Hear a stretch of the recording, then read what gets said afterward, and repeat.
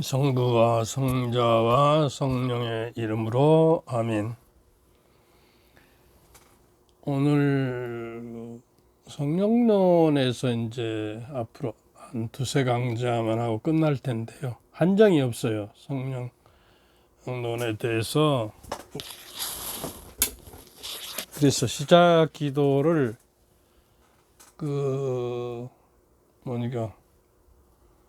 기도서에 있는 저기로 할 테니까 따라서 좀 해주시면 좋을 것 같아요. 성부와 성자와 성령의 이름으로 아멘. 오소서 성령님, 제 마음 안에 성령으로 가득 채우시어 사랑의 불꽃이 저에게 타오르게 하소서. 주님 성령을 보내소서. 그러면 저희가 새롭게 되리다. 또한 온 누리가 새로지리다. 기도합시다. 하느님, 성령의 빛으로 저의 마음을 이끄시어 바르게 생각하고 언제나 성령의 위로를 받아 누리게 하소서. 아멘. 오늘 요사이 무더위가 있고 저기를 해도 이 또한 지나가리라 하는 마음으로 그 시편에 보면요, 더위야 주의야 추위야 주님을 찬미하여라는 다니엘서가 있어요. 주야 더위야 주님을 찬미하라. 그러고 그냥 더위야 주님을 찬미합시다. 그러면 조금 더 기분이 서늘해진 것 같은 기분이 드니까 하도 더울 때는 그렇게 하세요. 오늘날 우리 교회가 점점 코로나 팬데믹 이후에 미사 참여율도 줄어들고 또 이게 혼돈의 시대에서 4차 산업혁명이 들어오면서 여러 가지 혼란이 일으키고요. 어떤 직업은 없어지고 어떤 직업은 살아나고, 그러나 그렇게 전문가들이 염려할 필요는 없다. 부수적으로 또 챗 GPT라는 것이 앞으로 전에 바둑을 뒤어서 이겨버린 AI 그거하고는 좀 틀려요. 이거는 어떤 것을 인공지능이라는 것은 학습된 것을 토대로 해서 그냥 그대로 이게 연습을 시키고 거기에 복합적인 자료를 집어넣으면 이제 통계적으로 이게 나오죠. 근데 챗 GPT라는 것은 잘못 입력을 해버리면 또 입력 안 된 것들은 오류를 범해요. 그러니까 우리 교회도 복음을 잘못 설명한다든가 하면은 해설해버리면 챗 GPT에다가 이게 집어넣어도 해답이 오류가 될 것이다 그 말이에요. 그래서 사실상 이제 우리 진리에 대해서도 혼돈의 시대가 오고, 이제 학위 논문이나 숙제나 대학에서 이런 것들이 챗 GPT에다가 물어봐 가지고 이렇게 내오면 그것이 실제로 참고 자료를 여러 가지 해서 분석하고 조사해서 써졌는지 안 써졌는지를 교수가 판단할 수가 없어서 이제 벌써 GPT라는 것이 의사시험도 합격하고 그랬다고 그러잖아요. 그리고 사법고시도 합격하고 이러니까 앞으로는 이제 혼란의 시대가 많이 올 것이다 그래. 그래서 점점 그 신앙에는 관심이 없고 세상을 살아나기가 힘들 것이다 그 말이요. 그래서 우리가 그러면 새 속에 물들지 않고 세소가 되지 않고 오로지 신앙인으로서 어떻게 살아갈까 하는 것을 예를 들어서 여러분도 잘 아시다시피 프랑스에서는 식육 개구리, 우리나라에도 식육 개구리를 한창 키워가지고 다른 생태계를 막 파괴해버려서 막 한 마리 얼마씩 살 때니까 정부에서 잡아오느라 그래갖고 이제 이렇게 많이 없어졌는데, 옛날에 우리 교구청에서도 식용 개구리를 키웠어요. 근데 닭고기하고 비슷한데요, 맛이. 근데 이제 프랑스 같은 데는 개구리 요리가 별미 일품 요리예요. 근데 이제 개구리를 요리하기 위해서 요리사가 개구리를 죽여서 이렇게 물에다 끓인 것이 아니라 산채로 물에다 넣는데, 물이 섭씨 15도에다가 집어넣으면 개구리가 제일 좋아하는 온도랍니다. 그래서 유유히 이제 헤엄을 쳐요.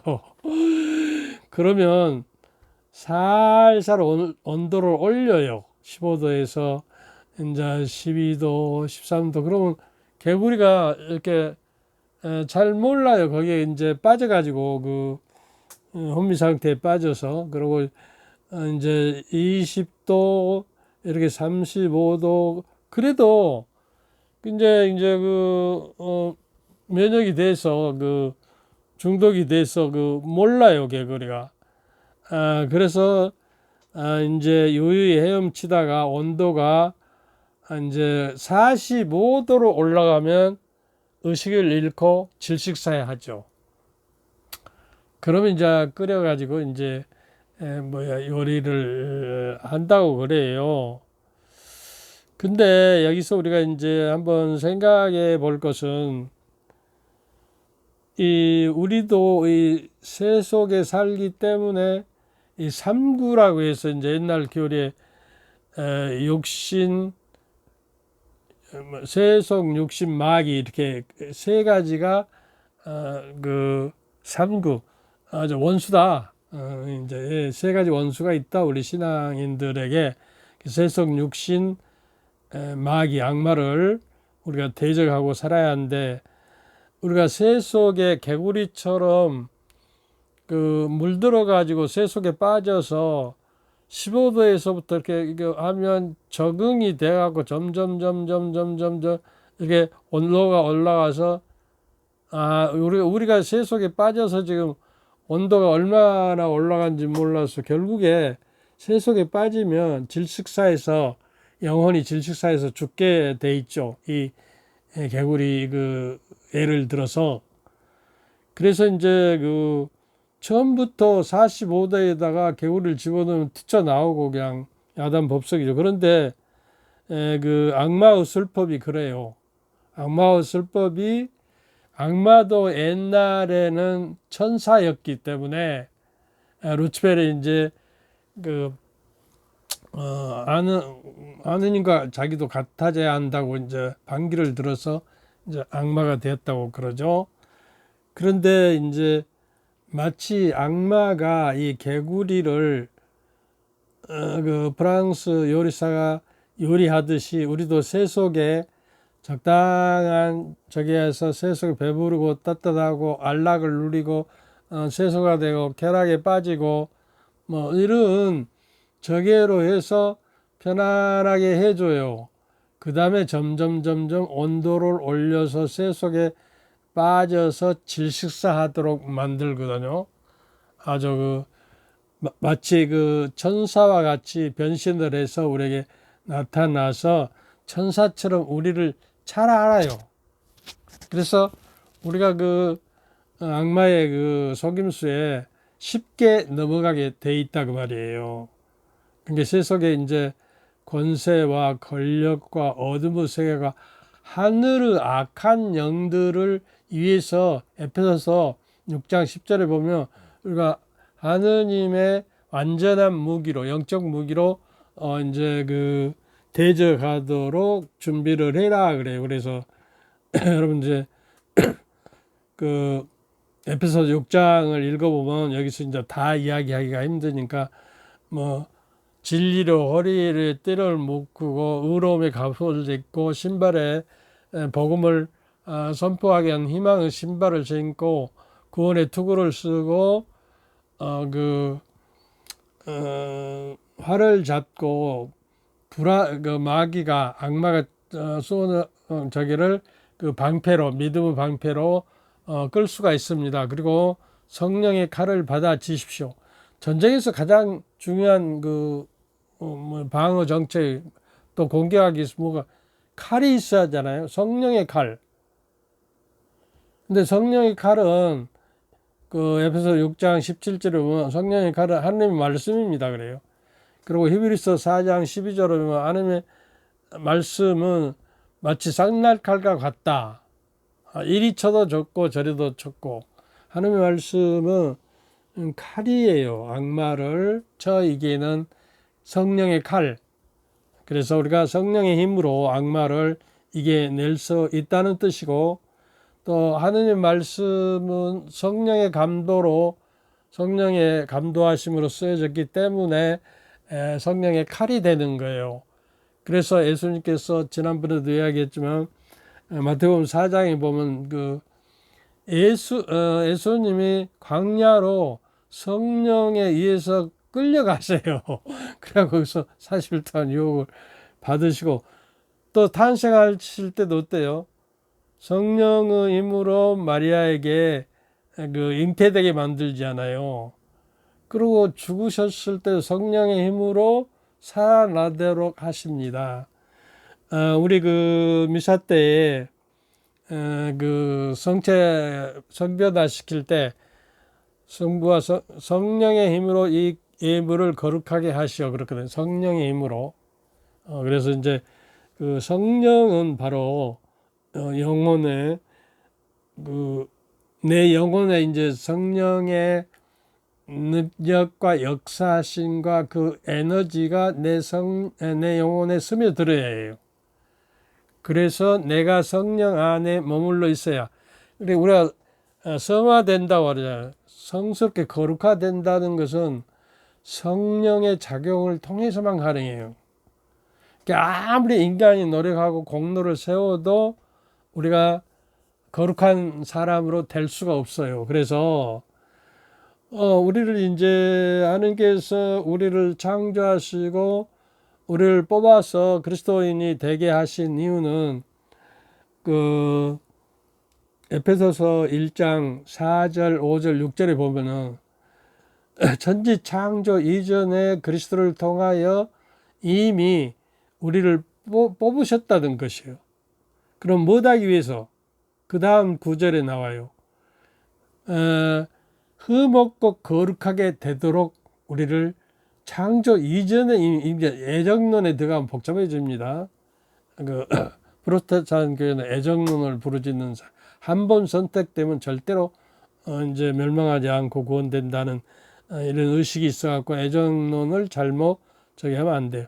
그리고 이제 그 4장 5절 6절에 이제 보면 그리스도 안에서 당신의 자녀로 삼으시기로 미리 결정하셨다.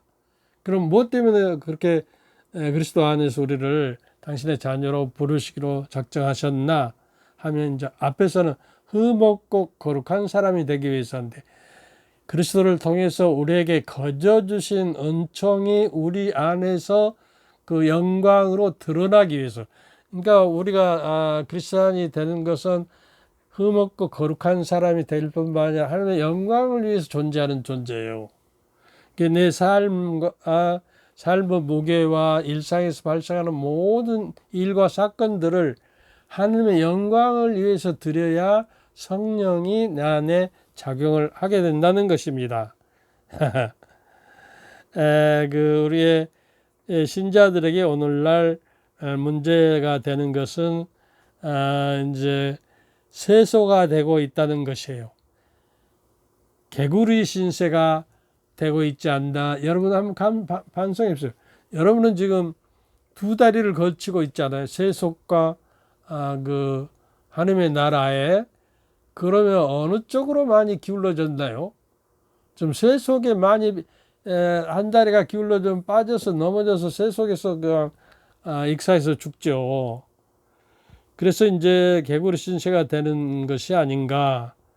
세상에 그런 탐욕과 갇힌 감옥에 갇혀서 우리가 살고 있지 않은지, 겉모습으로만 우리가 그리스도인이 되고 와 있는지. 그런 게 대바실료 성인이라고 해요. 대자를 불러요. 그분은 어떻게 이야기하냐면 영적인 생활, 성령에 따라서 이끌린 삶이라는 건 뭐냐 그러면 육에 따라서 살지 않냐고, 세속의 욕심의 욕망에서 살지 않냐고 하나님의 영에 따라서 행동하며 그리스도인이라고 하나님의 자녀라고 부를 수 있고, 하나님의 모상을 닮아가는 사람을 영적인 사람이라고 한다, 이렇게 이야기하거든요.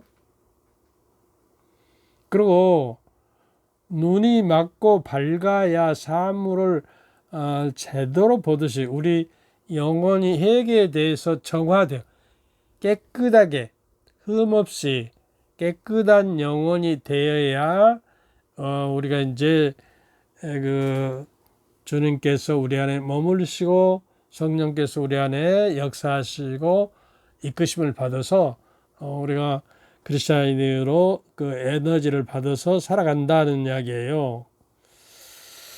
그래서 비로소 그 성령의 시대가 이제 사도들 후계자를 통해서 이루어진 교회인데, 전에도 이야기했지만 11세기 1054년에 동방교회와 서방교회, 서방교회는 라틴 그 교회라고 해서 로마의 중심이고, 동방교회는 이제 콘스탄티노플 저기를 튀르키예라고 그러는 요새 거기에 중심으로 서서 그리스 종교회가 생기고, 자기들이 오토독스 정통교회다 그러는데, 로마가 이제 베드로 사도와 바오로 사도가 치명하고 그 로마에 있는 바티칸 궁전이 베드로 무덤 위에 지어졌거든요.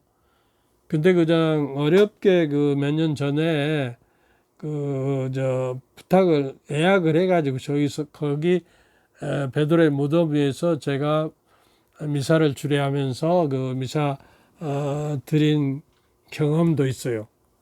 그리고 루르드 성모 동굴 성모님이 발견한 그 제대에서 가서도 주례하면서 미사를 드려봤습니다. 하여튼 우리가 그래서 성령을 통해서 이제 걸어가는 교회예요. 순례자적인 교회라고 그래요. 그런데 성령의 이끄심이 있어야, 성령은 교회의 신부고 교회는 신랑이라고 그러거든요. 그래서 바로 그 어머니신 교회예요. 그 어머니신 교회의 그 성령, 교회라는 것은 에클레시아라고 그리스도인이 모이는 집단 공동체를 교회인 것, 사실은 성당이라는 그 건물이 교회가 아니고, 그래서 거기 안에 성령이 일치와 그 친교가 이루어져서 공동체가 하나로 똘똘 뭉쳐서 성령 에너지를 받아서 교회가 살아서 역동적으로 움직여야 하는데, 교회도 그 성령이 빠져버려 가지고 11세기 때부터 그 성령에 관한 저기가 없어. 지난번도 이야기했죠. 61년도에 내가 신학교에 들어가고 8년간 공부를 했는데, 사실상 성령론을 배운 적이 없거든요.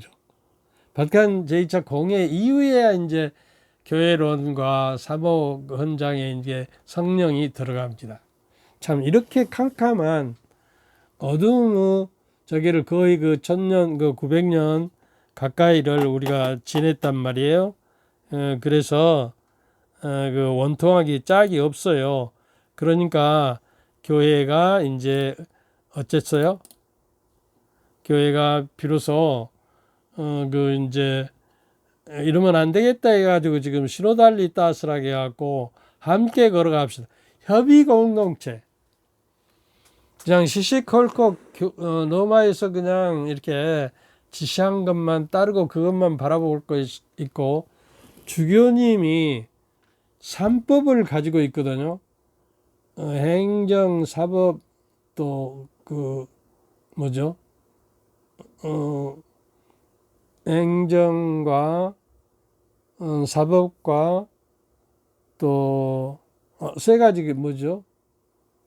이걸 가지고 있어요. 이게 그 교회 물론 이제 참사회도 있고 뭐 사대평령회도 있고 최종 단계는 당신이 결정해 버려요. 그러니까 이제 제도 속에 갇혀서 제도만 있고 유계 질서만 있고 성령이라는 삶의 에너지가 빠져버리는 교회는 망할 수밖에 없는 교회가 되어버리는 것이죠. 그래서 그걸 살리자는 것이에요. 지금 신호달리 따서 함께 걸어가지고 함께 그 친교를 나누고, 고린토후서 13장 13절에 이제 우리 미사 드릴 때 시작하죠. 우리 주 그리스도의 은총과 하나님의 사랑과 성령의 친교가 여러분과 함께. 그렇게 미사를 드리면서도 사제들의 공동체도 보면 일치와 사랑이, 친교가 전혀 없는 것 같고, 그 교회 공동체도 서로 그 갈등이 있고 이게 친교와 일치와 사랑이 없는 것 같다 그 말이에요. 팬데믹 방학을 우리가 한 3년 지내면서 또 이제 많이 잠들어 버리고 교회를 외면하고 이런 현상이 세속화되어가는 현상이 되어버리는 것이죠. 그래서 우리가 잘 생각을 해야 합니다. 그리고 이제 프란시스코 교황님께서는 토니 카프로를 참고해서 이런 말씀을, 아이스크림을 소똥 속에 섞이는 것과 다름없다. 세속화되는 것은 소똥이야 아무리 영향도 받지 않지만 아이스크림은 완전히 망가져 버린다. 세속이 소똥이라고 하면 그리스도인의 그 정결과 순결과 그 사랑이 세속에서 흐리멍텅하게 세속에 빠져버리면 마치 소똥 속에 아이스크림이 던져지는 것과 마찬가지다는 이야기예요. 그러니까 여러분 한번 생각했어요. 하느님과 재물을 동시에 섬길 수 없다. 물신이라고 해요. 물신사상. 소위 만모니즘, 물신사상. 세속의 재물과 욕망과 욕종을 채우는 저게가 물신사상이냐 아니면 하느님에서 우리가 두 다리를 걷고 있으면 안 돼요. 하느님 쪽에 머물러야 하고 성령이 안에 머물러야만이 이 세속화된 것을 방지할 수 있기 때문에 제가 이렇게 성령을 강조하는 것입니다. 야고보서 4장 4절 새로운 번역에는 좀 애매하게 일반 사람들이 이렇게 알아듣기 잘 못하게 번역을 해요. 그래서 이제 옛날 공동 번역에 보면 아주 쉽게 중학생 2학년이면 알아들을 수 있고, 이게 신약성서에 보면 절주 없는 사람들, 야고보서 4장 4절입니다. 이 세상과 짝하면 하느님을 등지게 된다는 것을 알지 못합니까? 누구든지 이 세상의 친구가 되려고 하는 사람은 하느님의 원수가 됩니다. 어떤 교우를 만나서 당신은 세속적인 친구가 너무 많아서 문답니다. 그러니까 내가 그렇게 태어났는데 어쩝니까? 그래요. 이분은 이제 성령을 모시지 못하는 사람이죠. 세속과 짜가며 하느님을 등지게 돼요. 결국에 보십시오. 그런 사람은 하느님을 등지게 되고, 그리고 세속과 친구가 되어버리면, 세속이 사람들과 많이 친구가 되어버리면 하느님의 원수가 되는 것이에요.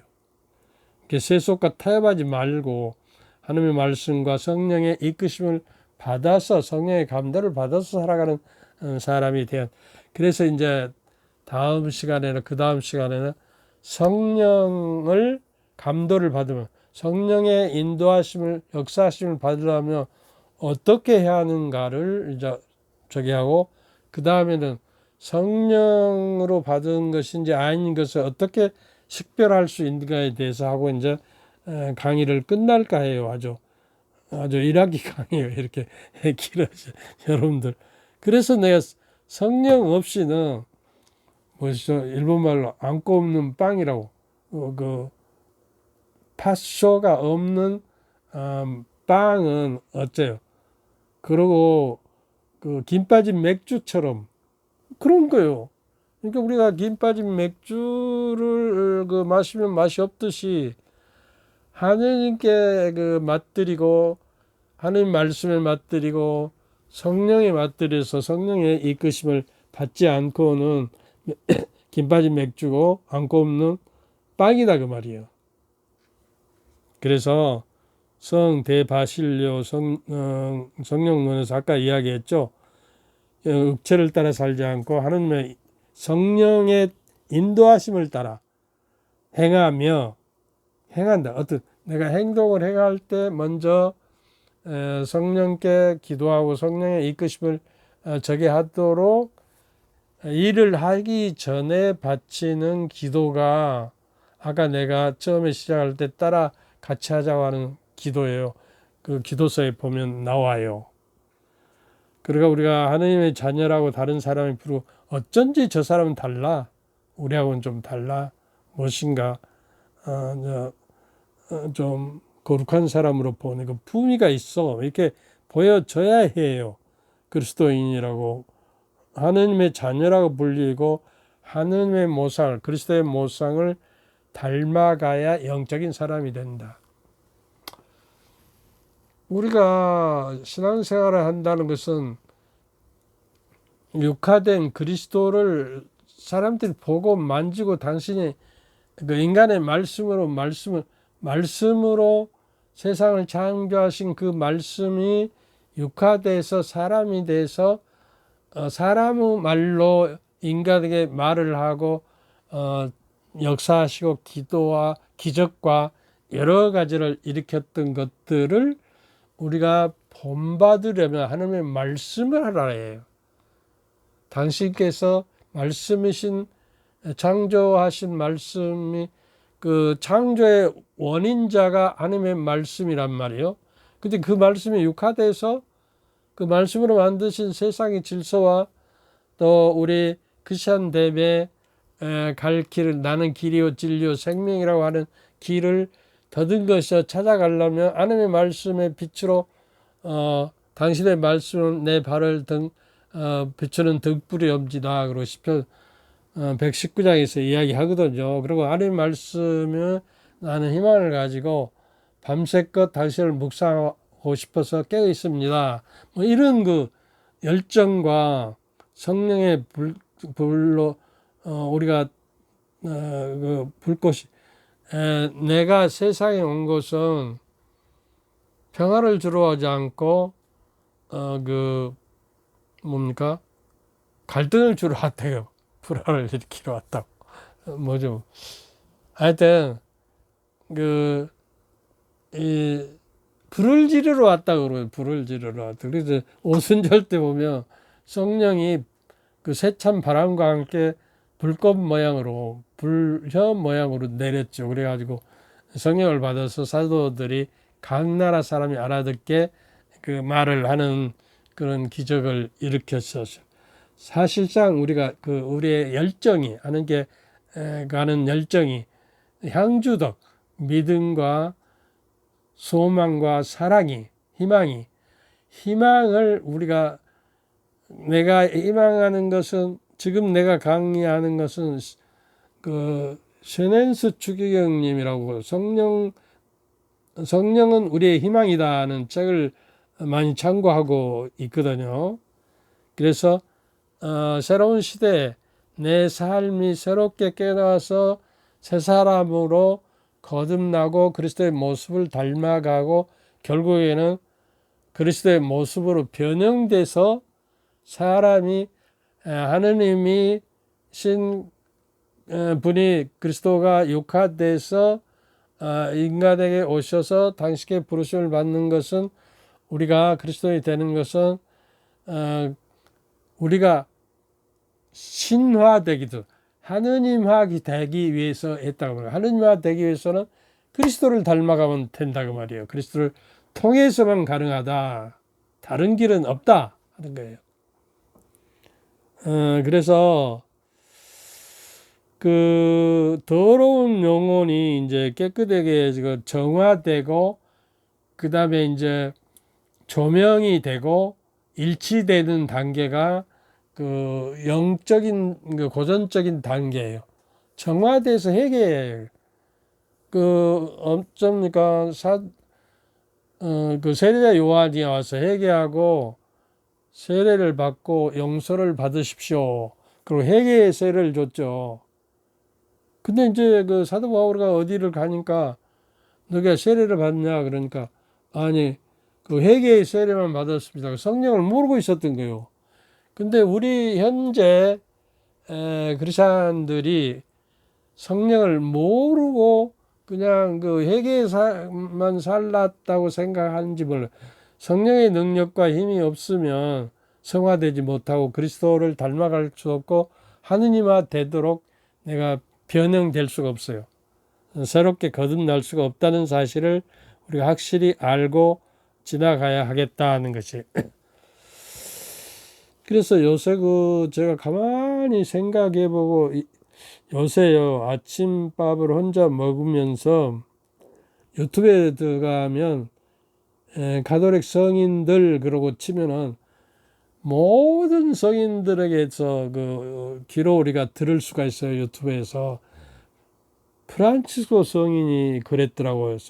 오상 프란치스코 성인이 물을 바닥에 물이 있으면 물을 받고 지나가지 않고 피해서 우리 뭐 보통 인간은 그러지만 프란치스코 성인은 왜 그래? 저 물로 우리가 세례를 받고 깨끗해졌지 않냐? 물은 씻기는 의미만 있는 것이 아니라 그 창세기 1장에 보면 뭐라고 그러죠? 물 위에 하느님의 영이 감돌고 있다. 루하라고 이제 번역이 되는데 하느님의 루하라 말은 이제 그리스도로는 그 숨결이라고 그래. 숨이라고 그래. 숨. 하느님의 숨이 우리가 숨 쉬고 있는 건 하느님께서 그 창세기 때 이제 물 위에 하느님의 영이 감돌고 있는 성령이에요. 이게 물 위에 뭐로 감돌고 있어요? 물은 모든 생명의 원천이에요. 인간도 물에서 나왔답니다. 그리고 모든 생명체는 물이 없으면 살 수가 없기 때문에 화성이나 달에서는 사람이 살 수 없는 거예요. 그래서 물을 소중하게 생각하고 거룩하게 생각해서 물을 함부로 이제 그 주방에서 보면 계속 물을 틀어놓고 그 물수리 한다고 그러잖아요. 물도 우리는 세상의 자원이고 환경을 물을 그 더럽히지 말아야 하죠. 근데 함부로 그 설거지 할 때도 계속 그 저기를 틀어놓고 그냥 설거지를 해요. 그리고 한국 사람들이 지난번에 제가 얘기했던가요? 서양이나 다른 나라에서는요 그릇을 물에다 담가놓고 거기다가 그 뭔가 정화수 그 세제 저기를 몇 방울 떨쳐 놓고 좀 가라앉아서 부른 다음에 깨끗한 물로 헹구어서 그냥 놓거든요. 그러면 수세미에다가 그 뭐죠? 그 세정제를 듬뿍 발라서 막 덧칠을 하면 물이 많이 들어갈 뿐만 아니라 물을 오염을 많이 시킨단 말이에요. 그리고 혼자 저는 살기 때문에 뭐 이제 밥을 먹고 나서도 아침 저녁은 제가 이렇게 차려 먹고 그런데 그 그릇이 몇 개 안 되잖아요. 그럼 그릇을 한번 이렇게 물에다가 흔들어서 넣고 거기다 물 바닥에다 조금만 넣고 세정제를 한 방울씩만 떨쳐요. 이렇게 그 그릇에다 그릇마다. 그러고 나서요. 그 행주에서는 그 세정제를 바르지 않고 그러고 나서 그렇게 하면 뭐 금방 깨끗해지고요. 그 더덕더덕 세정제가 그릇에 붙지 않게 물을 많이 사용하지 않게 돼요. 그러니까 그 가벼운 마음으로 그냥 설거지도 하고 무엇을 깨끗이 한다는 마음으로 나는 설거지 할 때 그렇게 즐거워요. 아, 이렇게 하면 깨끗해지구나. 우리도 이렇게 정화돼야겠다. 그런 마음으로. 그래서 우리도 세정제를 더덕더덕 우리 영혼에 받을 것이 아니라 적어도 그 성령의 능력의 힘으로 우리가 세정되도록 정화되도록 성령께 기도하기를 바랍니다. 그래서 이제 제가 요새 그 성경을 묵상하다가 성서 말씀을 예수 그 창세기 2장 7절에 보면 하느님이 흙으로 사람을 모양을 빚어서 코에다가 숨을 불어 넣었다.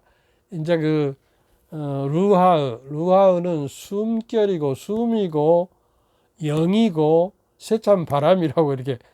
그러니까 숨결이 하느님 숨결을 우리가 그 코에다 불어넣는데 그러면 흙으로 빚으셨다 그럴 때 흙만 갖고 빚어집니까? 제가 이런 깨달았어. 물이 들어가야 반죽이 돼서 모형을 빚을 수가 있으니까 하느님께서도 물과 흙을 함께 섞어서 반죽을 해서 빚으실 것이다. 그리고 창세기에 물 위에 그 혼돈 위에 그 성령이 이게 감돌고 있었다. 그리고 이제 하니까 그 성령의 감돌므로써 이제 세상 질서를 잡기 위해서 그 혼돈이에요. 혼돈 처음에는 창조 이전에. 그런데 질서와 조화가 됨으로써 이제 하나님 창조 사업이 이루어지는 것이죠. 그러니까 사람이 제 생각이에요. 사람 몸이 70%가 이제 그 물이라고 그러는데 하느님께서 흙을 그 물을 부어서 이렇게 그 반죽을 하실 때 그 물이 70%나 우리에게 차 있구나. 그리고 뇌에는 85%가 물이랍니다. 근데 그 물에는 소금이라는 나트륨 성분이 있어야 하는데 우리는 소금을 넘어 세계보건기구에서는요 그 5g 이하로 먹으라고 그래요. 근데 미국의 그 의학 쪽에서 의사에서는 그 적어도 8g을 먹으라 하고 생리학 그 교과서에는 10.5g을 먹으라고 한답니다. 그래서 저는 요새 이제 사담인데 그 생수의 그 사람의 몸에요 1kg당 몸무게 1kg당 30g가 30g가 필요해요. 그러니까 내가 60kg니까 368 1.8리터를 먹어야 하루에 충당한 물을 먹는데 불행하게도 나이가 먹고 늙은 사람은 목마르다는 그 센스가 고장나서 갈증을 못 느끼답니다. 그러니까 일부러 시간을 내서 물을 7잔, 8잔을 먹으라고 그래요.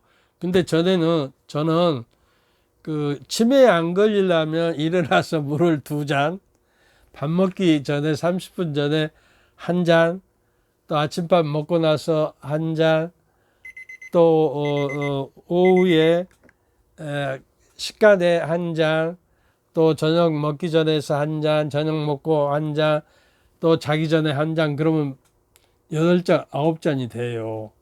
노인들은 이렇게 먹어야 한답니다. 그리고 치매 안 걸리려면 물에다가 소금을 타서 먹으라 합니다. 그래서 저는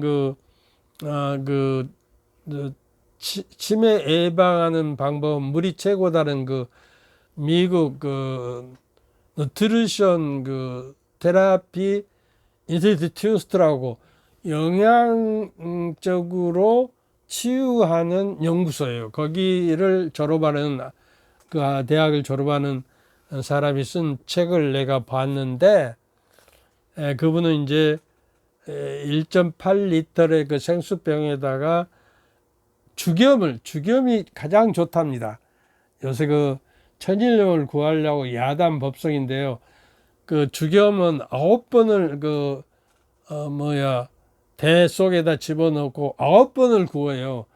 3번 구는 거 있고 그냥 구는 천일염이 있고 9번을 구워서 9번 구운 소금이 자연드릴 같은 데서는 팔아요. 그것을 티스푼으로 1.8리터에다 한 스푼만 타서 흔들어 가지고 저는 이렇게 9잔을 먹어요. 그러니까요, 이게 머리가 맑아지고, 왜냐하면 소금이라는 것이, 우리가 이제, 소금이라는 것이 내 몸속으로 물과 함께 들어가면, 물이라는 건 삼투작용을 하잖아요. 근데 소금과 더불어서 들어가면 모든 세포와 핏줄과 특별히 뇌에 물과 영양분을 흡수하고 노폐물을 빼준답니다. 그러니까 물이요, 조금 이야기 더 할까요? 물이, 우리가 숨 쉬잖아요. 숨 쉴 때요, 물이 소모되는 양이 하루에 성인이 1리터랍니다. 나는 숨 쉴 때 물이 그렇게 소비돼야 하는데, 숨 쉴 때 하면 이렇게, 저희가 서리가, 있잖아요. 유리창에 불면. 1리터가 소비되고, 소변이 1.5리터나 나온답니다. 그러면 합치면 2.5리터잖아요. 그러면 이제 대변으로도 나오고, 땅구멍으로 나오고, 운동하면 많이 나오니까 적어도, 2.5리터 정도는 우리가 먹어야 되지 않을까, 이제 이렇게 생각을 해요. 근데 너무 많이 먹어도 이제 몸이 불어나는 저기를 하니까 적당히 먹기를, 이게 딴 데로 세가지고 물 이야기는 저는 그렇게 하고 있고, 또 거기다 좀 더 붙으면 미역기라고 어려서 미역을 사오면 미역기까지 있었어요. 미역의 뿌리랍니다. 뿌리면서 씨앗을 저기 하는 자궁처럼 생겼다고. 근데 사람 기같이 생겨갖고 미역기라고 그러는데 거기에 영양분이 그렇게 좋답니다. 여러분 인터넷 들어가서요. 미역기의 효능 그러면 11가지가 나와요. 면역력, 또 여러 가지 혈압 조정, 혈당 조정 전부가 나와요. 그래서 미역기를 하루에 30g이나 50g을 일주일에 2번, 3번을 먹으라 해서 저는 그렇게 하고 있어요. 미역기를 그냥 씹어서 먹어도 되고, 요리를 해서 먹어도 되고, 미역기를 50대 50으로 미역기를 한 5분간 물에 담가놨다가 좀 깨끗이 씻고 해서 이제 고기 좀 넣고 이렇게 미역국 끓이듯이 끓이면 아주 더 맛있고 영양가가 많답니다. 이제 별 이야기까지 다 해버렸어. 컴퓨터도 지가 꺼졌네요. 여기까지 합시다. 감사합니다. 여름에 요새 조회수가 잘 보지 않아요. 여름 덥고 귀찮게 우리가 보수가는 마음으로 우리가 이제 성령을 받으려면 지혜와 지식의 은사가 7가지 은사들 있잖아요. 그것이 있어야 성령을 받으시니까 그 은사를 하기 위해서도 이런 강좌를 많이 들으셔야 해요. 그래야 내가 깨어나고 깨우침을 받아서 성령이 임하시게 되죠.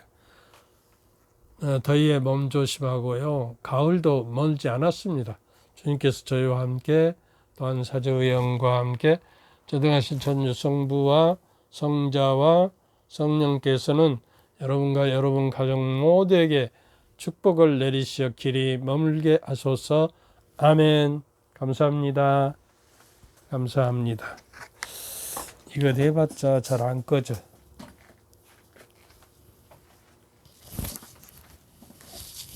이렇게도 안 꺼져. 직접 가서 꺼야 해.